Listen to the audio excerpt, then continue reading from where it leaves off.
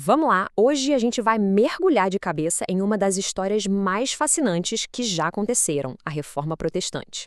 Mas olha, não vamos olhar para isso como apenas uma aulinha monótona de religião ou um debate teológico totalmente isolado.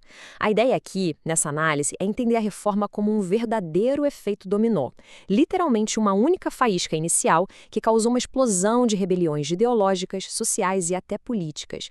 É como montar um quebra-cabeça gigante que acabou moldando o nosso mundo moderno de formas super surpreendentes. Então, vamos ver direitinho como todas essas peças se encaixam. Para facilitar, o nosso roteiro de hoje vai focar em 4 partes principais. Primeiro, as doutrinas de Lutero. Segundo, o anabatismo e a igualdade social. Terceiro, o calvinismo e a predestinação absoluta. E, por fim, o anglicanismo de Henrique VIII. Começando então pela parte 1, as doutrinas de Lutero e o catalisador teológico.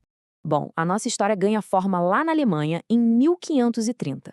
Aconteceu a publicação da Confissão de Augsburgo, que foi um documento vital escrito pelo Philipp Melanchthon, o grande braço direito de Martinho Lutero. Mas antes de avançar nas ideias do Lutero, a gente precisa muito alinhar um conceito central daquela época: o sacramento.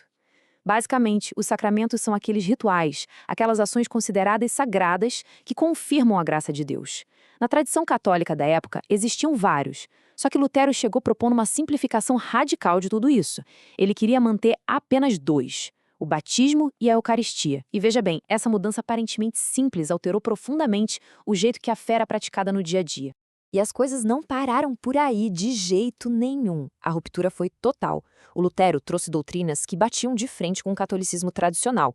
Por exemplo, a abolição do celibato clerical. Exatamente, os religiosos agora podiam casar e formar família. E os cultos? Dá para imaginar o impacto. Eles deixaram de ser conduzidos naquele latim inacessível e passaram a ser no idioma local. Isso foi uma revolução, porque de repente a religião estava ali, totalmente compreensível para o povo comum. Aconteceu também uma forte desvalorização das estátuas e da devoção à Virgem Maria. Mas o principal, a base de tudo, foi isto aqui. A fé passou a ser a única forma absoluta de alcançar a salvação, e a Bíblia como a única fonte dessa fé. A ideia era que qualquer pessoa pudesse ler e interpretar o livro sagrado livremente. Nada de precisar de um líber como intermediário. Era um acesso direto a Deus, sem pedágios. Seguindo para nossa parte 2, o anabatismo, a igualdade social e a rebelião social. Sabe aquele ditado de que abriram a caixa de Pandora? Pois é. Depois que o Lutero abriu a porta da contestação, muita gente resolveu chutar a porta inteira. O contraste que se formou ali é incrível de se observar. De um lado, a gente tinha o Lutero, com um movimento estritamente teológico, que no fim das contas até ajudou a nobreza a manter a ordem ali em cima. Mas do outro lado, a situação era uma bomba relógio. Lá em 1524, liderados pelo Thomas Müntzer, que, pasmem, tinha sido discípulo do Lutero, os anabatistas iniciaram uma verdadeira revolta socioeconômica. Uma união radical de camponeses, artesãos e religiosos contra os altos impostos e contra a servidão. O alvo, os domínios da nobreza, que foram violentamente atacados e saqueados. A grande exigência deles era a divisão de bens e a igualdade total entre todos. Mas, como é fácil de supor, mexer no bolso dos poderosos tem um preço altíssimo. E as consequências desse radicalismo foram absolutamente brutais.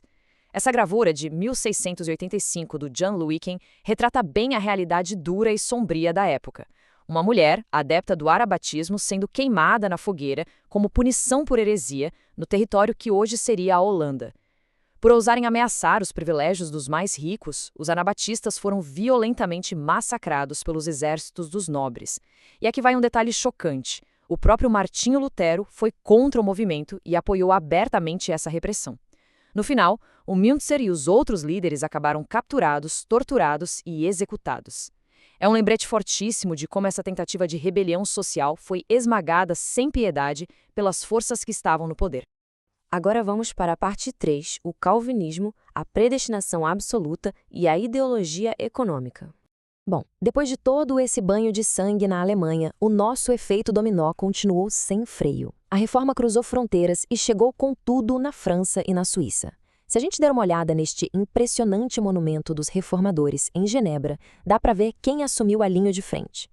Essa escultura enorme eterniza os pioneiros do movimento, com destaque para o frade francês João Calvino e o sucessor dele, o Teodoro de Beza. O Calvino, de fato, concordava bastante com o Lutero em vários pontos. Mas ele trouxe para a mesa uma ideia central que era totalmente nova. Uma ideia que iria causar um impacto cultural e econômico gigantesco por séculos a fio.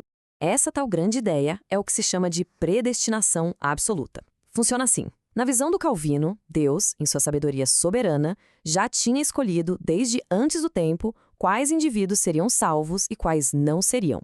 Ou seja, as boas obras que alguém fizesse durante a vida não mudariam em nada essa vontade divina. Estava decidido e ponto. Mas aí entra a grande e perturbadora questão prática. Como é que alguém ia saber se era ou não um dos escolhidos? Para o calvinismo, a resposta era o sucesso prático. Exatamente, o sucesso financeiro e nos negócios passou a ser visto como um grande sinal divino em vida. A regra era extremamente pragmática. A pessoa deveria trabalhar arduamente, fugir dos luxos extravagantes e guardar as economias de forma rigorosa. O impacto disso foi simplesmente um divisor de águas. O calvinismo entregou de bandeja para a classe burguesa, que estava em plena ascensão, uma baita justificativa moral e religiosa para ganhar dinheiro e acumular riquezas. Isso serviu como um combustível monumental para impulsionar o sistema capitalista que estava nascendo.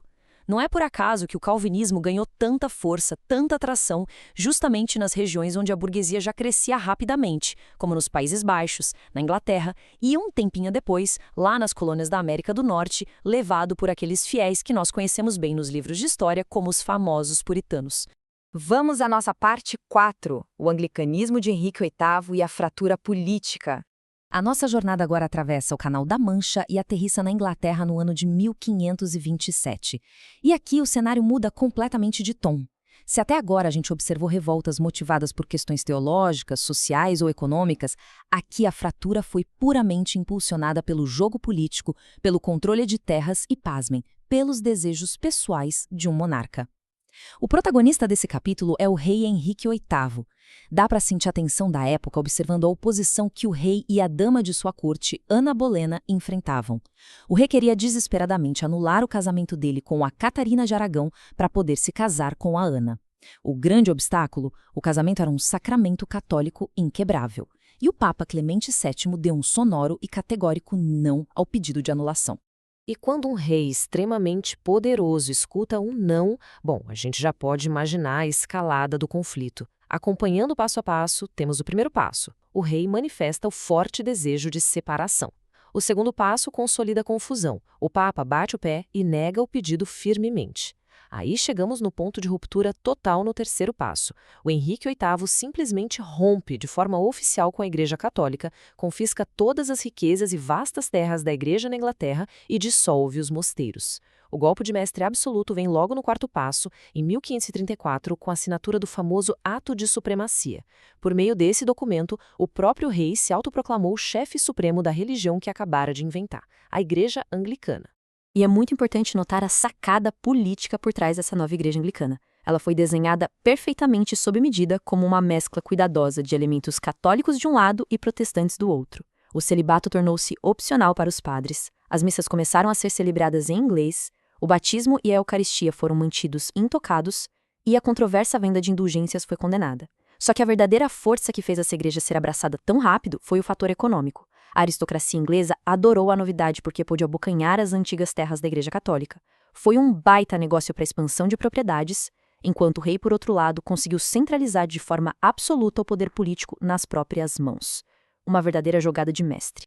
Chegando ao final desta nossa análise, o que salta aos olhos é que a reforma protestante nunca foi apenas sobre os muros da igreja e debates de fé. A gente está falando de uma teia super complexa. A teologia de Lutero foi a faísca, os anabatistas derramaram sangue pela igualdade social, os calvinistas cimentaram as bases morais para o capitalismo florescer, e a coroa inglesa reescreveu o mapa do poder territorial literalmente numa canetada. Diante de tudo isso, fica aquela reflexão final, aquela pulga atrás da orelha.